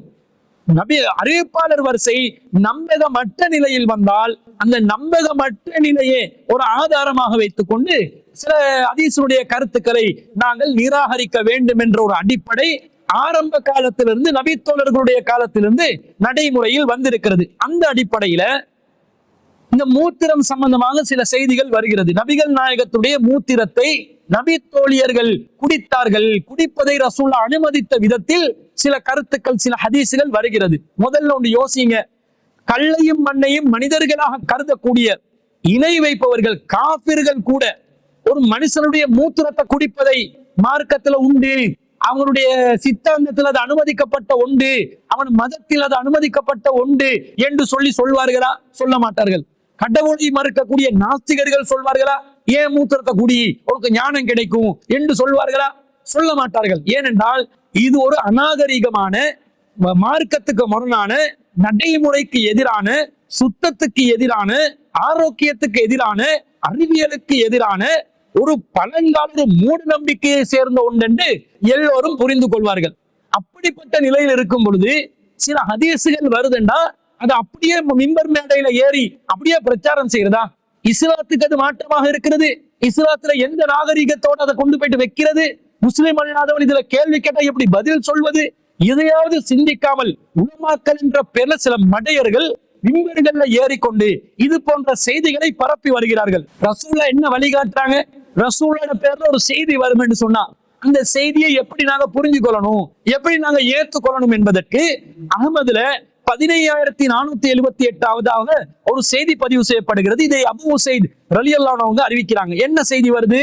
இதா சமீதுமுல் ஹதீஸ அன்னி, என்னை தொடர்ந்து, என்னை பற்றி, என்னை தொட்டு, என் பேரில் ஒரு செய்தி வந்தால் தஅரிஃபுஹு குலூபுக்கும் வ தலீனு லஹு அஸ்ஆருக்கும் வ அப்சாருக்கும், நீங்கள் அந்த செய்தியை செவிமடுக்கும் பொழுது உங்களுடைய உள்ளங்கள் அதை ஒத்துக்கொள்ளுமேயானால் வ தலீனு லஹு அஸ்ஆருக்கும் வ அப்சாருக்கும், உங்கள் தோள்களும் முடிகளும், அதாவது உங்களுடைய உணர்வுகள் அந்த செய்திக்கு பணியுமானால் வ தரவுன அன்னஹு மின்கும் கரீபுன், அந்த செய்தி எனக்கு மிகவும் நெருக்கமானதாக இருக்கிறது என்பதை நீங்கள் அறிவீர்களேயானால் ஃபன அவுலாக்கும் பிஹி, நான் தான் அதற்கு, அந்த செய்தியை சொன்னதற்கு மிகவும் தகுதி வாய்ந்தவன் என்று நபி ஸல்லல்லாஹு அலைஹி வஸல்லம் சொல்றாங்க.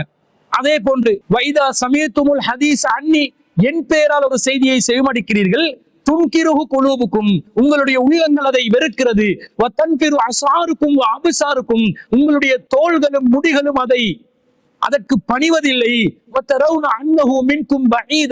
நான் அந்த செய்தியை சொன்னதற்கு மிகவும் தூரமானவன் என்று நீங்கள் நினைப்பீர்களே, ஆனால் நான் அந்த செய்தியை விட்டு மிகவும் தூரமானவன் என்று நபி ஸல்லல்லாஹு அலைஹி வஸல்லம் அவர்கள் சொன்னதாக இந்த செய்தியில வருது. ரசூலோட பேர்ல ஒரு செய்தி வந்தா முதல்ல நான் அதை சொல்லி இருப்பேனா? உங்க உள்ள ஏத்துக்கொள்ளுதா? நான் இந்த செய்தியை சொன்னது உன்னுடைய உணர்வுகள் ஒத்துக்கொள்ளுதா? நான் அதை சொன்னதற்கு நெருக்கமானவன் நீ நினைக்கிறியா? அப்பதான் அந்த செய்திக்கு நான் நெருக்கமானவன். ரசூல்லா இதை சொல்லி இருப்பாங்களா? ரசூல்லா சொன்னதாக என்னுடைய உள்ளம் ஒப்புக்கொள்ளவில்லையே, என்னுடைய உணர்வுகள் ஒப்புக்கொள்ளவில்லையே, ரசூல்லா விட்டு இந்த செய்தி ரொம்ப தூரமானதாக தெரிகிறது என்று உனக்கு விளங்கிச்சேன்னா நான் அந்த செய்தியை விட்டு தூரமானவன் என்றாங்க. ரசூல்லா என்ன சொல்ல வர்றாங்க? நான் அநாகரிகத்தை சொல்ல மாட்டேன், மனிதனுடைய மனசாட்சி ஏற்றுக்கொள்ளாதவைகளை சொல்ல மாட்டேன், நியாயமற்ற செய்திகளை சொல்ல மாட்டேன், அநீதியை ஏவ மாட்டேன், அசிங்கத்தை, ஆபாசத்தை ஏவ மாட்டேன், சிந்திங்கடா என்றாங்க ரசூல் ஸல்லல்லாஹு அலைஹி வஸல்லம். இப்படி இருக்கும்போது இந்த உலமா என்ற போர்வையில மிம்பர்கள்ல இந்த மாதிரி மூத்திர கதைகளை சொல்வதா? கொஞ்சம் சிந்திக்கிறது இல்லையா? ரசூல் இதை சொல்லி இருப்பாங்களா என்பதை சிந்திக்கிறது இல்லையா? சிந்திக்காம விட்டு அடிக்கிறது. சில செய்திகள், இந்த மூத்திரம் சம்பந்தப்பட்ட சில செய்திகள், என்ன செய்தி வருது? உம்மு ஐமன் ரலியல்லாஹு அன்ஹா அவர்கள் அறிவித்ததாக ஹாக்கிம்ல 7013வது எண்ல ஒரு செய்தி வருகிறது. எப்படி வருதுன்னா, காமன் நபியு ஸல்லல்லாஹு அலைஹி வ ஆலிஹி வஸல்லம மினல் லைலி இலையன் ஃபஹாரத்தின் மின் ஜானிபில் பைத்தி, ரசூல் ஸல்லல்லாஹு அலைஹி வஸல்லம் ஒரு இரவின் வீட்டில் ஓரத்தில் இருந்த ஒரு மண்பாத்திரத்தில் சிறுநீர் கழித்தார்கள். ஃபபால ஃபீஹா, அதிலே சிறுநீர் கழித்தார்கள். ஃபகும்து மினல் லைலி வ அன அத்ஷா, நான் தாகித்த நிலையில் அந்த இரவிலே எழும்பினேன். நான் அந்த மண்பாத்திரத்தில் இருந்ததை குடித்து விட்டேன். அதுல என்ன இருந்துச்சுன்னு எனக்கு தெரியல. பலம்மா அஸ்பஹன் நபி அலைஹி வ ஆலிஹி வஸல்லம, ரசூல் ஸல்லல்லாஹு அலைஹி வஸல்லம் அவர்கள் சுபஹிலே எழுந்த பிறகு கால கேட்டார்கள், யா உம்மு ஐமன, உம்மு ஐமன் அவர்களே, கௌமி இலா தில்கல் ஃபஹாரதி ஃபஅஹ்ரிகி மா ஃபீஹா, உம்மு ஐமனே, அந்த மண் பாத்திரத்துல இருந்தத கீழே கொட்டிடுங்க என்று சொன்னார்கள். ஃபகுல்து கது வல்லாஹி ஷரிப்துமா ஃபீஹா, அல்லாஹ்வின் தூதரே, அல்லாஹ் மீது சத்தியமாக நான் அதை குடித்து விட்டேனே என்று சொன்னார்கள். ஃபலஹிக ரசூலுல்லாஹி ஸல்லல்லாஹு அலைஹி வஸல்லம் வ ஆலிஹி வஸல்லம ஹத்தா பதத் நவாஜிதுஹு, ரசூலுல்லாஹ் தன்னுடைய கடைவாய்ப்பற்கள் தெரியும் அளவுக்கு நன்றாகவே சிரித்தார்கள்.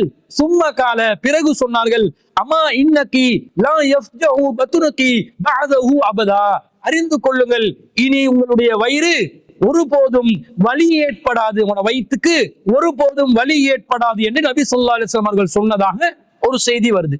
அப்ப உம்மு ஐமன் ரலியல்லாஹு அன்ஹா அவர்கள் ரசூலுல்லாஹ்வுடைய மூத்திரத்தை குடிச்சாங்களாம். ரசூல் ஸல்லல்லாஹு அலைஹி வஸல்லம் உன வயிற்றுக்கு இனிமேல் வலி வராது, ஒருபோதும் வயிற்று வலி உங்களுக்கு ஏற்படாது என்று சொன்னதாக பச்சையாக ஒரு பலவீனமான ஒரு செய்தியை சொல்கிறார்கள். இதை பற்றி, இந்த ஹதீஸுடைய விமர்சனத்தை பற்றி ஆஃபில் இப்னு ஹஜர் அல் அஸ்கலானி அவர்கள் தன்னுடைய தல்ஹீஸுல் ஹபீர்ல சொல்றாங்க, வரவாஹு அபூ அஹ்மத் அல் அஸ்கரியு பிலஃப்லி லா லன் தஸ்தகி பத்னகி, உங்களுடைய வயிறு ஒருபோதும் இனிமேல் உங்களுடைய வயிற்றுக்கு ஒருபோதும் இனி வலி ஏற்படாது, வயிற்று வலி உங்களுக்கு ஏற்படாது என்று ஒரு செய்தி வருகிறது. வ அபூ மாலிக்கின் லஈஃபுன், அந்த வாசகம் வரக்கூடிய ஹதீஸில அபூ மாலிக் என்பவர் இடம்பெறுகிறார், அவர் பலவீனமானவர்கள். இதை நுபைஹ் என்பவர் அறிவிக்கிறார். நுபைஹ் அவர்கள் உம்மு ஐமன் ரலியல்லாஹு அன்ஹா அவர்களை ஒருபோதும் சந்தித்ததில்லை என்று தெளிவாக தல்ஹீஸுல் ஹபீர்ல முதலாவது பாகத்துல 171வது பக்கத்துல சொல்லப்படுகிறது. அப்ப இதுல 2 பலவீனங்கள் இருக்குதா இல்லையா? இப்படிப்பட்ட பலவீனங்கள் நிறைந்த ஒரு ஹதீஸ மிம்பர்ல இருந்து சொல்லலாமா? அது போன்ற இன்னொரு செய்தி வருகிறது தபரானியிலே அல் முஅஜமுல் கபீர்ல வரக்கூடிய செய்தியில உம்மு உமைமா ரலியல்லாஹு அன்ஹா அவர்கள் சொன்னதாக ஒரு செய்தி வருகிறது. எப்படி வருதுன்னு சொன்னா, காலனின் நபியு ஸல்லல்லாஹு அலைஹி வஸல்லம் கதஹுன் மின் ஈதானின், நபி ஸல்லல்லாஹு அலைஹி வஸல்லம் அவர்களுக்கு மரத்தாலான ஒரு பாத்திரம் ஒன்று இருந்தது. யபூலு ஃபீஹி, ரசூலுல்லாஹ் அதிலே சிறுநீர் கழிப்பார்கள். வயலஹு தஹத ஸரீரிஹி, ரசூலுல்லாஹ் அதை தன்னுடைய கட்டிலுக்கு கீழே வைத்துக் கொள்வார்கள். ஃபகாம ஃபதலப ஃபலம் யஜிதுஹு, ரசூலுல்லாஹ் ஒரு நாள் இரவிலே எழும்புகிறார்கள், தேடி பார்க்கிறார்கள், அந்த பாத்திரம் கிடைக்கவில்லை. ஃபஸஅல, ரசூலுல்லாஹ் அதை பற்றி விசாரித்தார்கள். ஃபகால ஐனல் கதஹு, அந்த மரத்தாலான பாத்திரம் எங்கே என்று கேட்க, காலு ஷரிபத்துஹு பர்ரத்து சாதிபு உம்மி சலமத, உம்மு சலமா ரலியல்லாஹு அன்ஹா அவர்களுடைய பணியாளரான அடிமையான பர்ரா அவர்கள் அதை குடித்து விட்டார்கள். அல்லதி கதிமத் மாஆ மின் அர்லி ஹபீஸா, அவள் உம்மு சலமா ரலியல்லாஹு அன்ஹா அவர்களுடன் வந்துள்ள ஒரு பணியாளர். ஃபகால நபி ஸல்லல்லாஹு அலைஹி வஸல்லம், ரசூலுல்லாஹ் அப்போது சொன்னார்கள், லகத் இஹ்தலரத் மினன் நாரி பிகிதாரின், அவர் நரகத்திலிருந்து தன்னை காத்துக் கொள்ளும் ஒரு திரையை கொண்டு அவர் தன்னை காத்துக் கொண்டார் என்று நபி ஸல்லல்லாஹு அலைஹி வஸல்லம் அவர்கள் சொன்னதாக ஒரு செய்தி வருகிறது. அப்ப இந்த செய்தியை வச்சு, தபரானியில வரக்கூடிய இந்த செய்தியை வச்சு, இப்படி ரசூலுல்லாஹ்வுடைய சிறுநீரை பர்ரா என்ற பெண்மணி குடித்தார்கள், ரசூலுல்லாஹ் அவரை அந்த சிறுநீர் அவரை நரகத்திலிருந்து காக்கும் என்று சொன்னதாக வருகிறது. இந்த செய்தியில உமைமா ரலியல்லாஹு அன்ஹா அவர்கள் ஒரு நபி தோழியர். ஆனா இந்த நபி தோழியரிலிருந்து அவரை இந்த செய்தியை அறிவிக்கக்கூடிய அந்த நபி தோழியரின் மகள் ஹுகைமா பின்த் உமைமா என்று சொல்லக்கூடிய பெண்மணி யார் என்றே தெரியாத ஒருவராக இருக்கிறார்.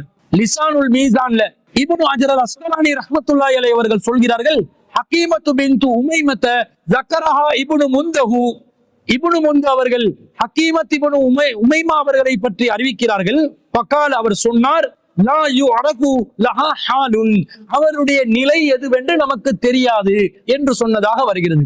அப்ப இந்த 2 பலவீனமான செய்திகளை வைத்துக்கொண்டு நபி தோழியர்கள் இருவர் நபிகளாரின் சிறுநீரை குடித்தார்கள் என்று ஒரு அசிங்கமான செய்தியை மிம்பர் மேடைகள்ல உலமாக்கள் சொல்கிறார்களே, இவர்களுக்கு கொஞ்சமாவது புத்தி இல்லையா? இஸ்லாம் நாகரீகத்தை வளர்க்கும் ஒரு மார்க்கமா, நாகரீகத்துக்கு எதிரான ஒரு மார்க்கமா? சுத்தத்தை வளர்க்கும் ஒரு மார்க்கமா, சுத்தத்துக்கு எதிரான ஒரு மார்க்கமா? கொஞ்சமாவது ஒரு மனசாட்சி இல்ல? இப்படி சொன்னா இந்த இஸ்லாத்தை பற்றி பிற மதத்தவர்கள் என்ன நினைப்பார்கள்? முஸ்லிம்களே என்ன நினைப்பார்கள்? கண்ட இந்த சிறுநீரை எல்லாம் குடிக்கும் அளவுக்கு, குடிப்பதை அனுமதிக்கும் அளவுக்கு இறை தூதர் முகமது ஸல்லல்லாஹு அலைஹி வஸல்லம் அவர்களுடைய நாகரீகம் இதுதானா என்று கேள்வி எழாதா? ஒரு சஹீஹான செய்தியா வந்தாலும், அறிவிப்பாளர் நம்பகமானவர்களாக வந்தாலும், இந்த செய்தி அல் குர்ஆனுடைய தூய்மைக்கு எதிராக இருக்கிறது, இன்னும் பல செய்திகளுக்கு எதிராக இருக்கிறது. இதை வச்சு மார்க்கத்தில் இது சொல்லப்படவில்லை என்று பிரச்சாரம் செய்வதற்கு கடமைப்பட்டவர்கள் பச்சை பலவீனமான ஒரு செய்தியை வைத்துக் கொண்டு ஜும்மா மிம்பர்கள்ல பேசுறாங்கன்னா இவர்களுக்கு மார்க்கத்துல எந்த அளவுக்கு தெளிவு இருக்குதுன்னு பாருங்க. ரசூல் ஸல்லல்லாஹு அலைஹி வஸல்லம் தன்னுடைய சிறுநீரை சுத்தமானதாக சொன்னார்களா அசுத்தமானதாக சொன்னார்களா? கேட்டா என்ன சொல்லுவாங்க? ரசூலுடைய உடலிலிருந்து வெளியேறும் அனைத்தும் சுத்தமானது. இன்னும் சொல்ல போனால் ரசூலுடைய மலஜலத்தை கூட உண்ணலாம் பருகலாம் என்று சொல்ற அளவுக்கு இவர்கள் கதைகளை எழுதி வைத்திருக்கிறார்கள். இவங்க என்ன நினைக்கிறாங்க? ரசூலுடைய மேனிலிருந்து வெளியேறுபவை அசுத்தமானவை அல்ல, சிறுநீர் அசுத்தமானவை அல்ல என்று நினைத்துக் கொண்டிருக்கிறார்கள். சிறுநீர் என்பது ரசூலுடைய சிறுநீராக இருந்தாலும் அசுத்தம் தான் என்பதற்கு தெளிவாக ஒரு செய்தி சஹீஹ் புகாரியிலே 152வது செய்தியாக வருகிறது. அனஸ் இப்னு மாலிக் ரலியல்லாஹு அன்ஹு அவங்க அறிவிக்கிறாங்க, கான ரசூலுல்லாஹி ஸல்லல்லாஹு அலைஹி வஸல்லம் யதுகுலுல் ஹலாஅ, ரசூல் ஸல்லல்லாஹு அலைஹி வஸல்லம் அவர்கள் கழிப்பிடத்திற்கு செல்லும் பொழுது வஅஹ்மிலு அன வ குலாமுன் இதாவத்தும் மிம்மாஇன், நான் ஒரு சிறுவனாக இருக்கும் நிலையில் தண்ணீர் நிரப்பிய தோல் பாத்திரத்தையும் வஅனஸதன் ஒரு கைத்தடியையும் எடுத்துச் செல்வோம், ரசூலுல்லாஹ்வுக்கு பின்னாடி எடுத்துச் செல்வோம். யஸ்தன்ஜி பில் மாஇ, ரசூல் ஸல்லல்லாஹு அலைஹி வஸல்லம் தண்ணீரால் அவரை துப்புரவு செய்து கொள்வார்கள் என்று வருகிறது. ரசூல் ஸல்லல்லாஹு அலைஹி வஸல்லம் அவர்கள் சிறுநீர் கழிப்பதற்காக ஓரமாக சென்றால் அனஸ் இப்னு மாலிக் ரலியல்லாஹு அன்ஹு அவர்கள் ஒரு சிறுவராக இருந்து ரசூலுல்லாஹ்வுக்கு தண்ணீர் எடுத்து சென்று ரசூலுல்லாஹ்விடம் கொடுத்து விட்டு வருவார்கள்.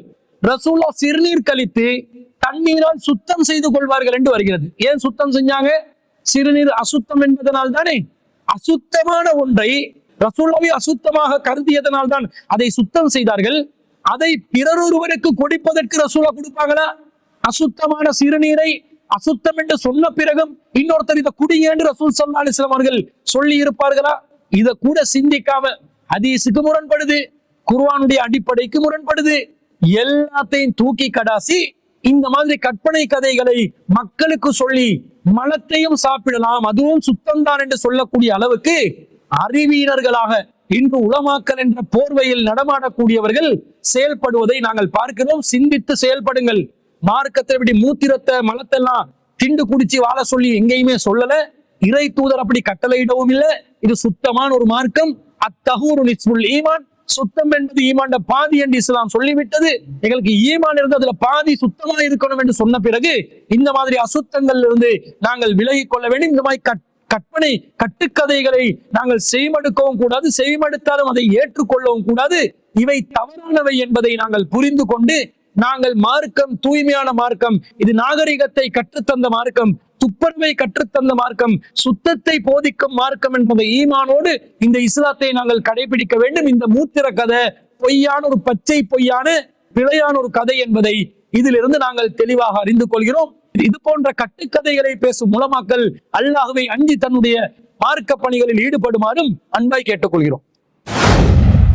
இன்னொரு சகோதரர் என்ன கேட்கிறாருண்டா, இந்த பிட்காயின் என்ற ஒன்று இருக்குது, டிஜிட்டல் நாணயங்கள், கிரிப்டோ கரன்சி பயன்படுத்துவது இஸ்லாத்துல கூடுமா கூடாதா விளக்கவும் என்று கேட்டிருக்கிறார். அதாவது இந்த பிட்காயின் என்று சொன்னா அது மத்திய வங்கியோ அரசாங்கமோ அவங்களுடைய எந்த ஒரு ஊடுருவல் இல்லாமல் எந்த ஒரு கட்டுப்பாடும் இல்லாமல் ஒரு நெட்வொர்க் அடிப்படையில் இயங்கும் ஒரு குறியீடு கணித முறையில், அதாவது கிரிப்டோகிராஃபி என்று சொல்லக்கூடிய குறியீடு கணித முறையில் உருவான ஒரு மின்னணு பணமாக இருக்கிறது. அதாவது டிஜிட்டல் நாணயமாக, டிஜிட்டல் மூலமாக உருவாக்கப்படும் ஒரு நாணயம். அது ஒரு கரன்சியாக கையில தொடக்கூடிய நிலையில இருக்காது. இணையத்துலதான் அந்த பிட்காயின்ஸ் என்ற அந்த நாணயங்கள் இயங்கும். இப்படி ஒரு நவீன முறையில் ஒரு நாணய முறையை அறிமுகப்படுத்தி தந்திருக்கிறார்கள். இது மார்க்கத்துல கூடுமா, இது சரியா என்பதுதான் அவருடைய கேள்வியாக இருக்கிறது. அப்ப இந்த பிட்காயின் என்பது நாங்க கையால தொட்டு பார்த்து அப்படி ஒரு நாணயமா இருந்தா தான் ஒரு நாணயம் என்ற கருத்துல இல்லை. ஆரம்ப காலத்துல பண்டை மாற்று முறை இருந்தது. ஒரு பொருளுக்கு பொருள் கொடுத்து வியாபாரம் செய்து கொண்டார்கள். பிறகு இன்டர்மீடியட்டாக கரன்சி என்பது நாணயங்கள் என்பது செயல்பட ஆரம்பித்து இருக்கிறது. தற்போது நாணயமும் ஒரு தாள் தானே. அதுல மத்திய வங்கியினுடைய அதிபரின் கையெழுத்து இருந்தால், பெரியவரின் கையெழுத்து இருந்தால், அதே மாதிரி பைனான்ஸ் மினிஸ்டருடைய கையெழுத்து இருந்தால் அதுக்கு அங்கீகாரம் கிடைக்கிறது. அதை வைத்து கொடுக்கல் நாங்கள் செய்யலாம். அது ஒரு பேப்பர் தான். மத்திய வங்கியினுடைய பாதுகாப்பும் உத்தரவாதமும் இருப்பதனால அந்த பேப்பரை நம்பி என்ன செய்யலாம், பொருள் வாங்கலாம் என்ற அடிப்படையில் இன்றைய உலகம் நாணயங்களை பயன்படுத்தி வருகிறது. அதே நேரத்துல இப்ப எப்படி முன்னேறி இருக்கிறாங்கன்னு சொன்னா, கரன்சியை தொடாம அது மெஷின்ல சாஃப்ட்வேர்ல வைத்துக்கொண்டு இணையத்தில் வைத்துக்கொண்டே அதற்கு ஒரு வெளிவை உருவாக்கி அந்த வெளிவு மூலமாக அந்த பெறுமதியின் ஊடாக பொருட்களை கொள்வனவு செய்வது, விற்பது, தேவைப்படும் போது நாணய மாற்றம் செய்து கொள்வது என்பவற்றை செய்து கொள்ளலாம் என்ற வகையில் தொழில்நுட்பம் வளர்ந்திருக்கிறது. அப்ப இது மார்க்கத்துல கூடுமா கூடாதா என்றதை எதை வச்சு பார்க்கணும்? கையில பொருள் இல்ல அதனால கூடாது என்றது ஒரு அடிப்படை வாதம் அல்ல. ஏன்னா கையில பொருள் இல்லாம பல விஷயங்களை பெறுமதி இல்லாத நிலையில நாங்க நாணயத்தை வச்சு கொடுக்கல் வாங்கல் செய்வது என்ன பெறுமதி இருக்குது? தங்கமா? அது 1000 ரூபாய் தாள் இருந்து அது தங்கம் பெறுமதியான 1000 ரூபாய் தாளா? வெறுமனே அதுக்கு ஒரு முக பெறுமதி இருக்குதே தவிர அந்த மெட்டீரியலுக்கு வெளியே எதுவுமே கிடையாது. 1000 ரூபாய் வைத்துக் கொள்வதனால் 1000 ரூபாய் பெறுமதியான ஒரு பொருளை வச்சிருக்கிறோம் என்று அர்த்தம் இல்ல, ஒரு தாளை வச்சிருக்கிறோம் அவ்வளவுதான். அப்ப கையில் வைத்துக் கொள்வதனால் தான் ஒரு நாணயம் செல்லுபடியாகும் என்ற கருத்து ஏற்புடைய ஒரு கருத்து இல்லை. பொறுமதி அதனுடைய பெறுமதியை கையில வச்சிருந்தா தான் செல்லுபடியும் என்பது ஏற்புடைய ஒரு கருத்து. இன்னைக்கு இணையதளம் ஊடாக நம்முடைய வங்கி கணக்குல இருக்கக்கூடிய கணக்குகளை கூட என்ன செய்யறோம்? பேமெண்ட்கள், ஆன்லைன் பேமெண்ட்கள் எல்லாம் பண்றோம். கையில வச்சா பண்றோம், இணையம் மூலமாகத்தானே செய்து கொள்கிறோம். அப்ப அந்த வாதமும் செல்லுபடியாகாது. ஆனா இப்ப கிரிப்டோ கரன்சி என்று ஒரு நவீன டிஜிட்டல் நாணயங்கள், பல நாணயங்கள் இருக்குது. ஆனால் மக்கள் மத்தியில அதிகமாக பயன்பாட்டுக்கு வந்திருக்கக்கூடிய கிரிப்டோ கரன்சியாக இருக்கக்கூடியது பிட்காயின். இந்த பிட்காயின் என்றது 2008 சத்தோஷி நக்காமோட்டோ என்று சொல்லக்கூடிய ஒருவன், ஒரு மர்மமான நபர் உருவாக்கிறான். 2008 இருந்து 25 வரை காட்டணும், கிட்டத்தட்ட 17 வருடங்களாக இந்த பிட்காயின் என்றது மக்கள் மத்தியிலே பரவலாக்கம் செய்யப்பட்டு பலரும் அதை அங்கீகரிக்கக்கூடிய ஒரு நிலை வந்திருக்கிறது. பல நாடுகள் அங்கீகரிச்சிருக்கிறாங்க, சில நாடுகள் தடுத்தும் இருக்கிறாங்க. ஆனா பலர் என்ன செய்யறாங்க? ஏற்றுக்கொள்கிறாங்க. ஏற்றுக்கொள்வதாக இருந்தால் ஒன்றை தன்னுடைய பண மதிப்புக்காக, தன்னுடைய பொருட்களை விற்பதற்காக, பிற பொருட்களை வாங்குவதற்காக பயன்படுத்தலாம் என்று அங்கீகாரம் கிடைத்து விட்டார். அங்கீகாரம் தான் பணத்துக்கு முக்கியம். அங்கீகரிக்கவில்லை என்றால் ஒரு பணத்துக்கு எந்த ஒரு செல்வாக்கும் இல்லை. அங்கீகாரம் கிடைக்கக்கூடிய நிலையில் ஒன்று வறுமையானால், அது மக்கள் அதிகமாக ஏற்றுக்கொள்வார்களே ஆனால் அது அங்கீகரிக்க வேண்டியதுதான். அது கூடாது என்று சொல்வதற்கு எந்த முகாந்திரமும் இல்லை. ஆனா இதுல உள்ள பிரச்சனை என்ன? இது முற்றிலும் முழுதாக கணினி தொழில்நுட்பம் மூலமாக நடத்தப்படுகிறது. அதாவது பிளாக் செயின் என்று சொல்லுவாங்க. பிளாக் செயின் என்று சொன்னா உலகம் முழுவதும் ஆயிரக்கணக்கான கணினிகளில் பரவியுள்ள ஒரு பொது பதிவேடு, பப்ளிக் லெஜர் ஒன்றை வச்சு அதுல ஒவ்வொரு பரிமாற்றமும் ஒவ்வொரு டிரான்சாக்சனையும் பாதுகாப்பாக பதிவு செய்வாங்க. பிட்காயின் விலை ஏறும் போது அதை பல பேர் விற்பாங்க, விலை குறையும் போது வாங்குவாங்க. இந்த டிரான்சாக்சன் பரிமாற்றங்களை பதிவு செய்து கொண்டு கணினி மூலமாக இயங்கப்படுகிறது. அதுக்கு ஒரு பப்ளிக் லெஜர் என்ற ஒரு பேர்ல பிளாக் செயின்ல வச்சிருக்கிறாங்க. வச்சு இதை ஒவ்வொன்றையும் என்கிரிப்ஷனாக ஒவ்வொரு பரிமாற்றமும் குறியீட்டின் மூலம் பாதுகாக்கப்படும். எந்த ஒரு அந்த பரிமாற்றத்துல ஹேக் பண்ணி எல்லாம் அதை நுழைஞ்சி அதை திருட முடியாத அளவுக்கு ரொம்ப கவனமாக பாதுகாப்பார்கள். ஆனா எல்லாம் எதுல நடக்குது? நடைமுறை வாழ்க்கையில இல்ல, பிசிக்கலாக அந்த பணத்தை வச்சு இல்ல, எல்லாம் இணையத்துலதான் நடக்குது. இப்படி ஹேக் பண்ண முடியாது, ஃபயர்வால் வச்சிருக்கிறோம், பாதுகாப்பா தான் வச்சிருக்கிறோம் என்று என்னதான் சொன்னாலும் அதுல பாதுகாப்பற்ற நிலை இருக்கிறதா இல்லையா? இருக்கலாம். பிட்காயினை பொறுத்த அளவுல மக்கள் அங்கீகரிக்கிறார்கள், மக்கள் அதை அதில் கொடுக்கல் வாங்கல் செய்கிறார்கள் என்றா உலகம் முழுவதும் ஒரு பொது நாணயம் வர வேண்டும், அது டிஜிட்டல் மயமான ஒரு நாணயமாக இருக்க வேண்டும் என்று நவீன தொழில்நுட்ப ரீதியாக சிந்திப்பார்கள் என்று சொன்னால் மார்க்கத்தில் அதை தடுப்பதற்கு எந்த முகாந்திரமும் இல்லை. மக்களுடைய அங்கீகாரம் தான் காசு கொடுக்கல் வாங்கலுக்குரிய பொதுவான அடிப்படையாக இருக்கிறது. அங்கீகரிப்பவர்கள், விரும்புபவர்கள், சரி காண்பவர்கள், நம்புபவர்கள் இதை பயன்படுத்துவார்கள். ஆனா இது இணையத்தில் என்கிரிப்டடாக பாதுகாக்கப்பட்டு இருந்தாலும் இதுக்கு உத்தரவாதம் என்பது இல்லை. நாளைக்கு ஒரு நாள் நீங்க பிட்காயின் என்னிடம் இவ்வளவு வாங்கி இருக்கிறீங்க, நான் ஒரு இடத்துல பிட்காயின் வாங்கி இருக்கிறேன், என்னுடைய பணத்தை நான் வித்ட்ரா பண்ண போறேன் என்று கேட்கும் பொழுது யார் அந்த பிட்காயின் வச்சு அந்த வியாபாரத்தை நடத்திட்டு இருக்கிறாங்களோ, யார் அந்த பிட்காயின் ஊடாக சர்வதேச ரீதியாக கணினி மூலமாக பிட்காயினுக்குரிய அந்த பண பரிமாற்றங்களை செய்து கொண்டிருக்கிறாங்களோ அவர்கள் தர முடியாது என்று மறுத்துவிட்டால் எந்த உத்தரவாதமும் இல்லை. நான் 1000 பிட்காயினை குறிப்பிட்ட ஒரு டாலர்களை கொடுத்து தொகையை கொடுத்து பெரும் தொகையை கொடுத்து வாங்கியிருப்பேன், மீண்டும் அதை நான் வித்ட்ரா பண்ண கேட்கும் பொழுது தர முடியாது என்று மறுத்து விட்டேன். இது வரைக்கும் மறுத்து இல்லை. மறுத்தால் யார் உத்தரவாதம் கொடுப்பா? இன்னைக்கு பைனான்ஸ் இன்ஸ்டிடியூஷன் என்ற பேர்ல பல நிறுவனங்களை நடத்தி வராங்க, காசு போடுறாங்க. திடீரென்று லொஸ்ட் ஆகிருச்சு, பேங்க்ரப்சி ஆகிருச்சு, நாங்க பங்குலத் ஆகிட்டோம் என்று சொல்லி கைவிட்டுட்டு ஓடுறோம். இப்படிப்பட்ட நடைமுறையில பிசிக்கலாக கட்டிடம் வச்சு நபர்களை வச்சு விளம்பர சட்ட ரீதியாக பதிவு செய்து நடத்தப்படுகின்ற பைனான்சியல் இன்ஸ்டிடியூஷன்கள் கூட இடையில கையை விட்டு ஓடுறான் என்னும் போது இணையதளத்தில் உள்ளவரை எங்க போயிட்டு கண்டுபிடிக்கிறது, எப்படி எடுக்கிறது? அப்ப மத்திய வங்கியினுடைய உத்தரவாதம் இல்லாமல் இருக்கிறது. அப்ப மத்திய வங்கியுடைய உத்தரவாதம் இல்லாத ஒரு அபாயம் இந்த பிட்காயின் கொடுக்கல் வாங்கல இருக்கிறது என்ற அடிப்படையை தவிர இதை தடுப்பதற்கு எந்த முகாந்திரமும் இல்லை. நாங்க வாங்குறதுதான் காயினா தரோம். நாங்க ரூபாக்களை வச்சு எப்படி டாலரை வாங்குறோமோ, ரூபாக்களை வச்சு எப்படி பவுன்ஸ்களை வாங்குறோமோ, ரூபாக்களை வச்சு எப்படி ரியால்களை வாங்குறோமோ, அந்த மாதிரி ரூபாக்களை வச்சு உலக மக்களுக்கு பொதுவான ஒரு டிஜிட்டல் நாணயமான பிட்காயினை வாங்குகிறோம். இதுல என்ன பிழை இருக்குது? பிழை சொல்வதற்கு எதுவும் இல்லை. பாதுகாப்புக்கு உத்தரவாதம் இல்லை என்ற ஒரு விஷயத்தை தவிர இதை பிழை சொல்வதற்கு எந்த ஒரு முகாந்திரமும் இல்லாததுனால பிட்காயின் என்பது கூடாது என்று சொல்ல முடியாது. ஆனா பிட்காயின்ல சூதாட்டம் நடக்கலாமான்னு கேட்டா நடக்கலாம். காசு பணம் பரிமாற்றத்துல சூதாட்டம் நடக்கிற மாதிரி பிட்காயின்லயும் சூதாட்டம் நடக்கலாம். நாங்க சூதாட்டத்தை அங்கீகரிக்கவில்லை. எதை சொல்றோம்? நீங்க பிட்காயின்ல டாலர் கொடுத்து பிட்காயின் வாங்குறீங்க. அந்த பிட்காயினை வைத்து உங்களுக்கு சர்வதேச சந்தையில ஆன்லைன் மார்க்கெட்ல பொருட்களை கொள்வனவு செய்யலாம். இதுல என்ன சூதாட்டம்? ஒரு சூதாட்டமும் இல்லை. நாம கொடுத்த காசுக்கு பிட்காயினை வச்சு வாங்குறோம். நிறைய டாலர்கள் டிஜிட்டல் நம்பர்ல அக்கௌண்ட்ல வைக்கிறத விட பிட்காயின் குறிப்பிட்ட அளவுல வச்சு கொள்ளலாம். அந்த அடிப்படையில வைப்பது மார்க்க ரீதியா தடை என்று சொல்ல முடியாது. அதே நேரத்துல ஒருத்தன் பிட்காயினை வச்சு சூதாட்டத்துல அதை முதலீடு செய்ய நினைத்தால் அவன் சூதாட்டத்துல முதலீடு செய்வதுதான் தடையாகுமே தவிர பிட்காயின் தடையாகாது. டாலரை சேமிச்சு வைக்கலாம்.